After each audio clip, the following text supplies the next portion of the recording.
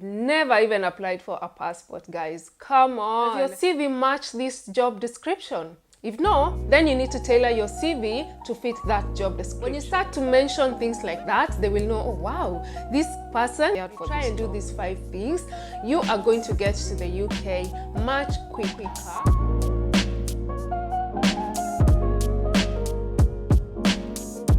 Hello everyone, welcome back to my channel. How are you guys doing? Today, I will be telling you guys 5 things that you need to do to ensure you increase your chances of getting to the UK faster. This video is not a step-by-step on how to get to the UK as a nurse. If you want a step-by-step, I have done several videos like this one or this one, and I'm going to leave links in the description box down below, or you can click this icon up here and it's gonna take you directly to those videos. But I suggest you watch that after you do this, so please do afterwards. And also, if you would like me to do another detailed video of a step-by-step on how to get to the UK, let me know in the comments below and I will do it for you guys, okay? But for today, 5 things that you need to do to ensure you get to the UK and you get here faster. Number 1, documents. Knowing the documents that are required in the process is very, very important, because this way you start gathering the documents that you know will take a longer time to get.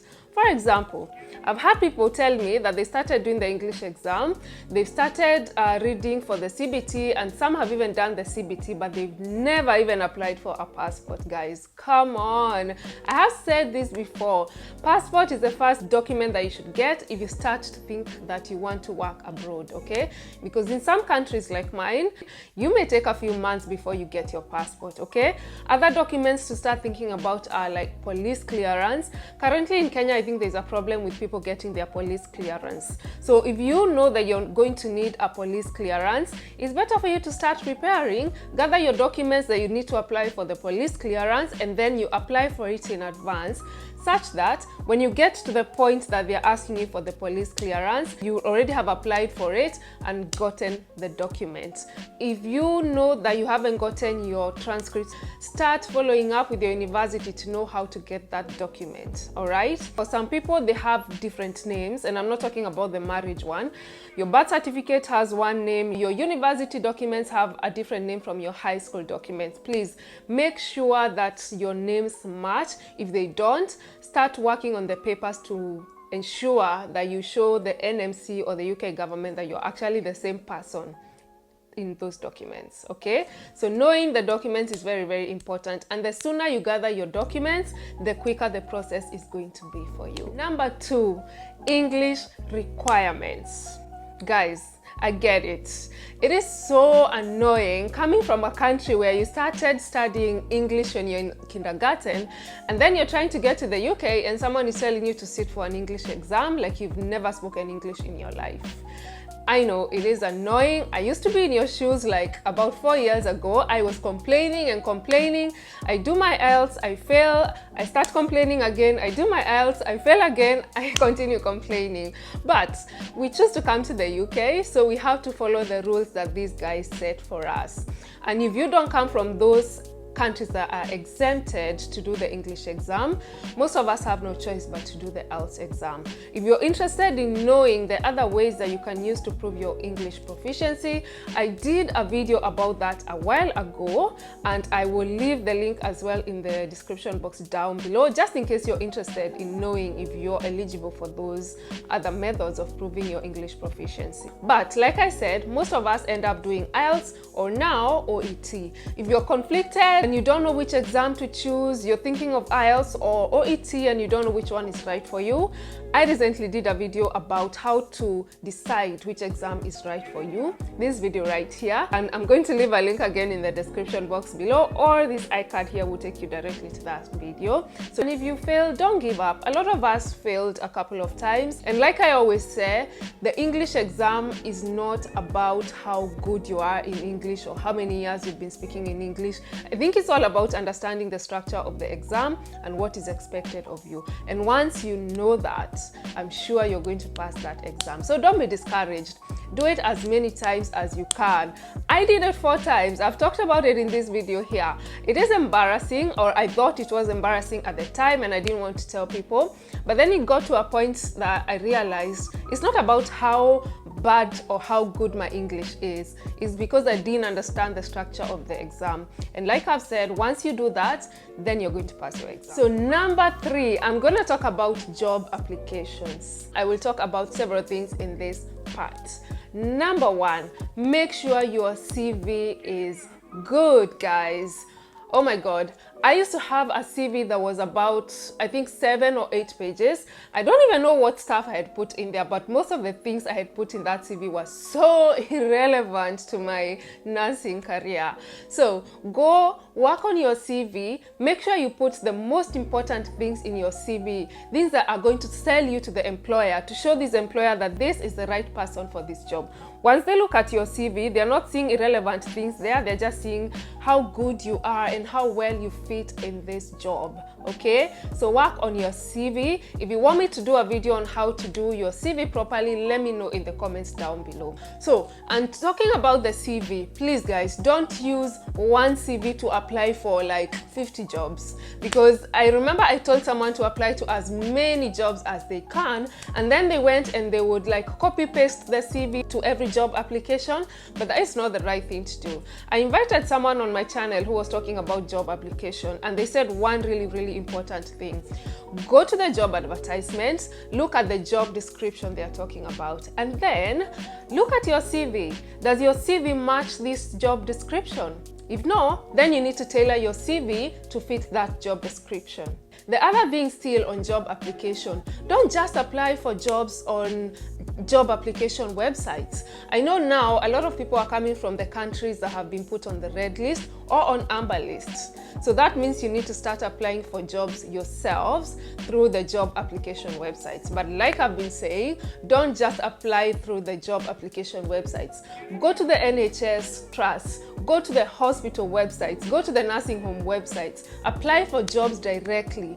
I have a couple of people who've done that, and now they're in the process of coming to the UK. Keep applying, and I am so sure if you just do those few things, you are going to get a reply quicker, because these people are seeing your CV is amazing and you've done a couple of applications, so your CV has reached out to many people through different ways, and then you're going to get a reply. All right, before I'm going to talk about the interviews.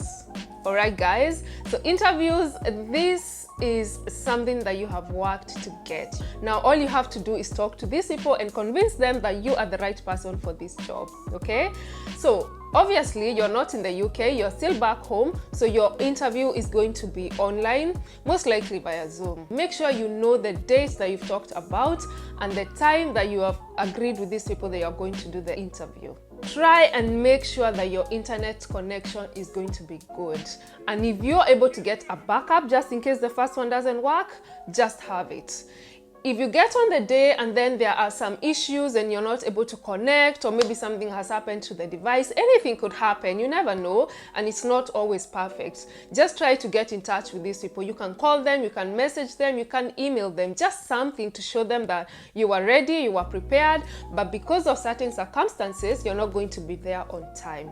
Don't just leave them hanging, because that is going to give them an impression of you actually don't care about the job, and they may end up giving it to somebody else. So internet, be punctual, and if something happens, just let them know so they can give you another time to do the interview. All right, when you're preparing for the interview, guys, make sure you know what kind of job you're actually applying for, because the questions they are going to ask you will be about the area you're going to be working in. If you've applied to be in a nursing home, you may get questions like what happens when you go to a resident's room and you find them on the floor, or this relative comes and starts saying you did this to my mom, or something related to that environment that you're going to be working in. So read up about it, go on Google, check scenarios, check interview questions on Google. There are so many interview scenarios for different places or different nursing jobs. All right, just be prepared. Another thing I would like to say is that know the hospital you're going to be applying to. Please go to their website, look up all these values and vision. If you can't memorize them, because for me when I'm going for interviews, I read about the values and about the vision, and then 10 minutes later I forget.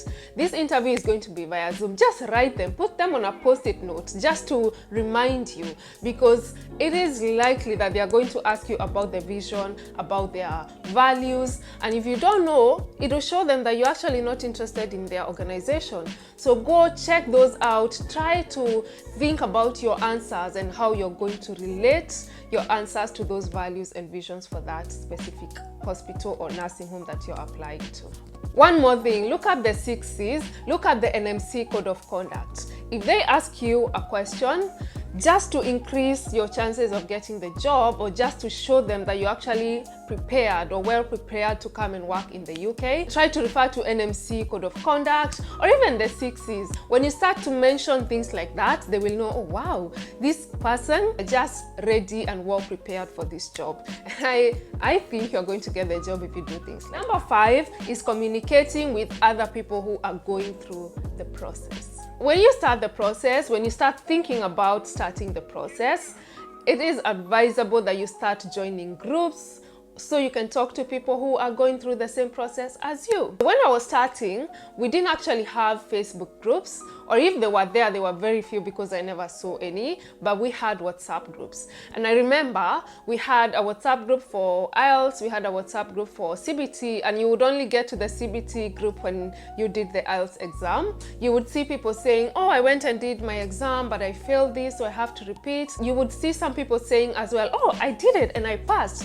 And then when you go to the CBT group, people would say, oh, I did my exam and I passed, and now I'm getting my documents so I can apply for the visa. And just seeing people ahead of you start to succeed, I started believing that it was actually true. Because when I was starting this process, not many people were doing it, or not many people were sharing the information about it. And my mom actually thought it was a scam because she believed nobody is going to take me to the UK just like that. No one is paying for everything to take you to the UK. How sure are you they're not going to sell you somewhere? But when I would tell her, oh, this one passed, look, the results are here, she posted it in the group, it seemed more real and that goal looked more achievable. But now you guys are actually lucky because there are so many groups on Facebook, WhatsApp groups, Telegram. I've actually started my Telegram group just today, so I'm gonna leave the link down here so you guys can join, and then you will find people who are going through the same process. Help each other, let's discuss, ask me questions. If I'm able to answer, I will let you know. If I don't know, I will go find out and then I will come back with the answers. It is good because I feel like it's so much easier to go through something when you're a group as compared to when you're alone. Alright, so my advice, join as many groups as you can. Even on these YouTube videos, when I was starting the process, oh my god, there were no YouTube videos that you would actually refer to have an idea of what to expect through the process. But now we are here. There are so many nurses who have started the YouTube channels and they're sharing very good information. Go there. The best place to ask the question is actually in the comment section. So if you have a question even on this video, just ask below and I will do my best to answer. So ask questions on the comments, go to Facebook, go to Instagram, join the WhatsApp groups, just talk to people and you will find that you're actually getting more information to help you. And then once you go through the milestone, you will be able to help other people as well. So those are the 5 things that I really wanted to highlight, because I feel if you're ready with these 5 things, or if you try and do these 5 things, you are going to get to the UK much quicker and in a very easy way without struggling. Alright, let me know what other videos you want me to do regarding the process and I will do them. Thank you for watching. I'll see you in my next video.